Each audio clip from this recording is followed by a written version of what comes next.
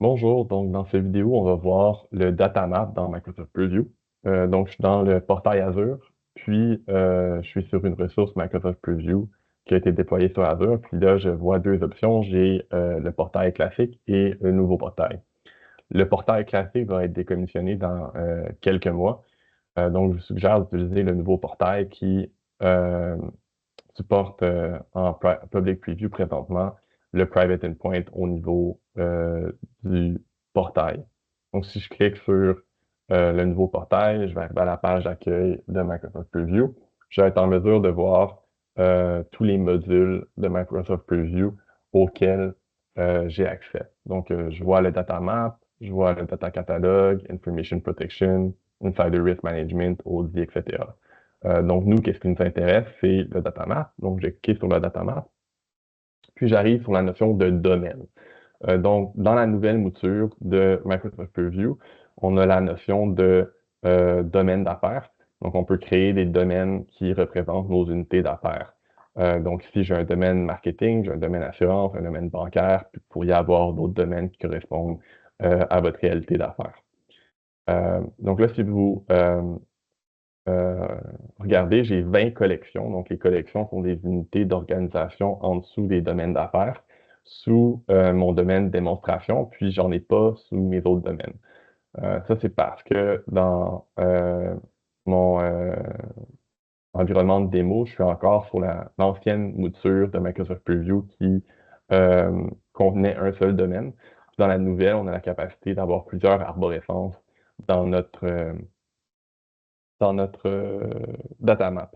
Donc, c'est important les arborescences parce que c'est une unité d'organisation, mais aussi c'est là que vous définissez vos permissions. Donc, si je vais sur Role Assignment, ici, je vois toutes les permissions que j'ai octroyées au niveau du domaine d'affaires.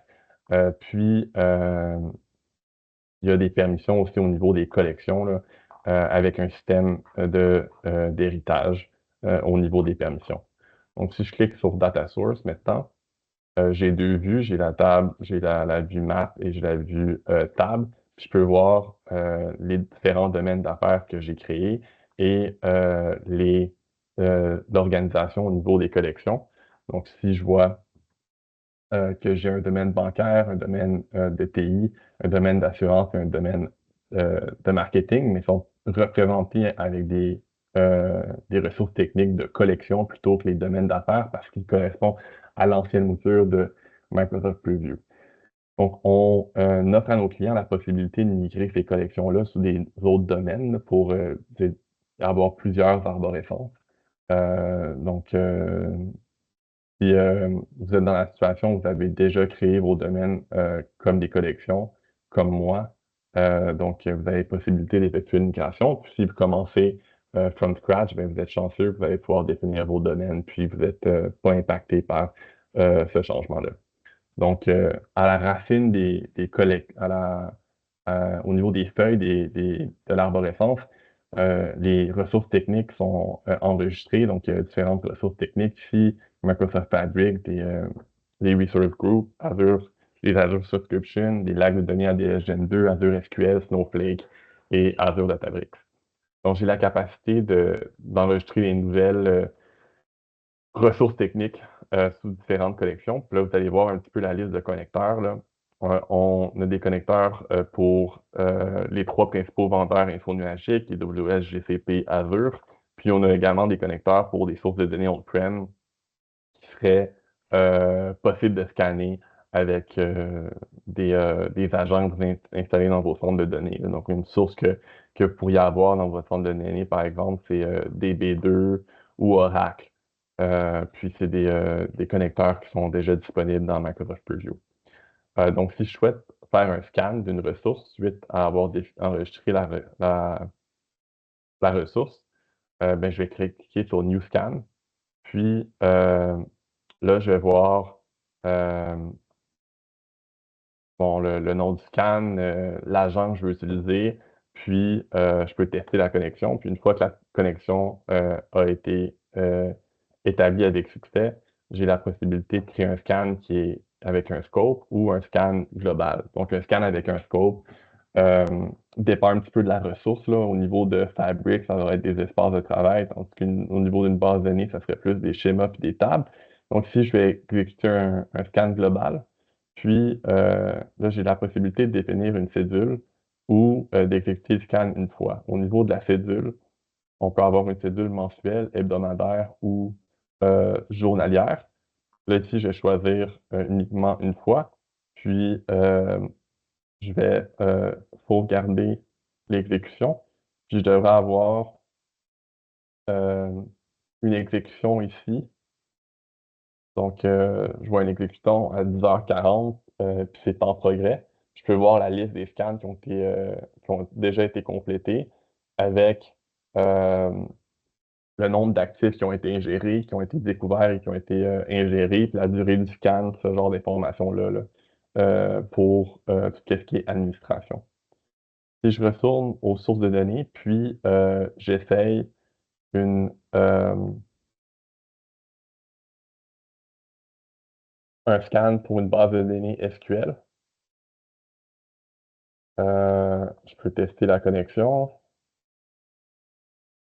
La connexion est établie avec succès. Vous allez voir que j'ai une autre option pour Azure SQL.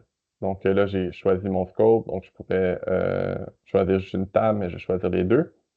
Euh, L'option de Scan Rule Set. Donc le Scan Rule Set, c'est vraiment ce qui va définir toutes les classifications que vous voulez appliquer à la source.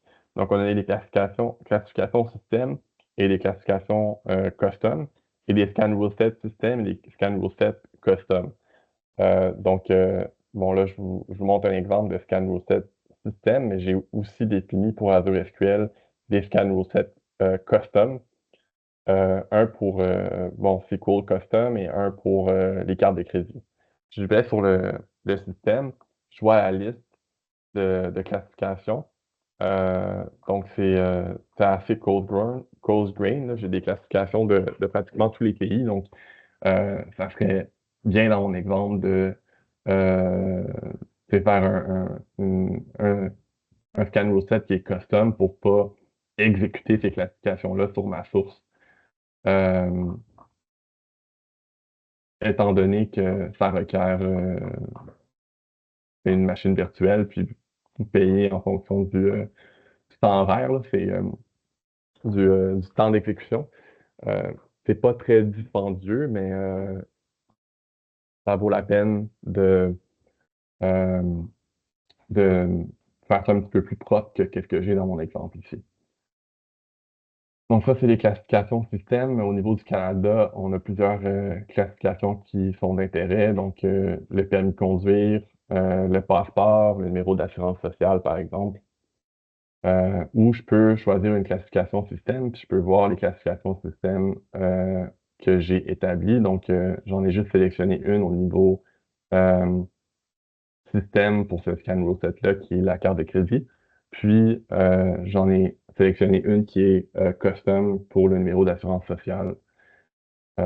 Donc là, ici, je pourrais cliquer sur Continue, puis j'ai le même panneau d'exécution pour la cédule versus l'exécution euh, manuelle d'une manière ad hoc. Donc, j'ai ici une liste de tous les ressources dans mon datamap, puis on voit qu'il y a certaines ressources qui n'ont pas encore reçu de scan. Donc, si je voudrais avoir les actifs de données dans mon catalogue, il faudrait que j'exécute un scan pour ces ressources. Donc, si je vais au niveau de la gestion des sources, je peux voir les différents scan rule set système. Donc, ce sont déjà prédéfinis pour moi par source de données. Puis je peux également voir ceux qui sont custom que j'ai définis, comme je vous le montrais dans l'exemple précédent. Au niveau de la configuration pour le linéage de données, on supporte Azure Data Factory et Synapse Pipeline. Donc, j'ai attaché des instances d'Azure Data Factory au datamètre de Microsoft Preview pour que ces instances-là envoient la télémétrie du lignage à Microsoft Preview lors de l'exécution des pipelines. Puis, on supporte également DataShare dans l'éventualité où vous avez du partage de données à faire au sein de votre organisation. c'est possible de le faire avec un outil qui est très lightweight comme Azure DataShare. Au niveau des classifications maintenant, comme je vous mentionnais tout à l'heure, on a des classifications qui sont système et des classifications custom. Donc, au niveau des classifications système, j'ai le numéro d'assurance sociale, le passeport, le numéro de, de banque, par exemple, où j'ai la possibilité d'en définir des customs. Donc là, j'en ai défini certaines sur mesure. Puis, ces classifications-là sont établies en fonction de deux types de règles. Donc, ça peut être des classifications qui sont basées sur des expressions régulières. Donc, dans le cas du numéro d'assurance sociale, j'ai une expression régulière qui correspond à celle-ci que vous voyez dans l'interface utilisateur, ou sur un dictionnaire. Donc, je peux vous en montrer un autre pour les types de modèles de produits qui est basé sur un dictionnaire.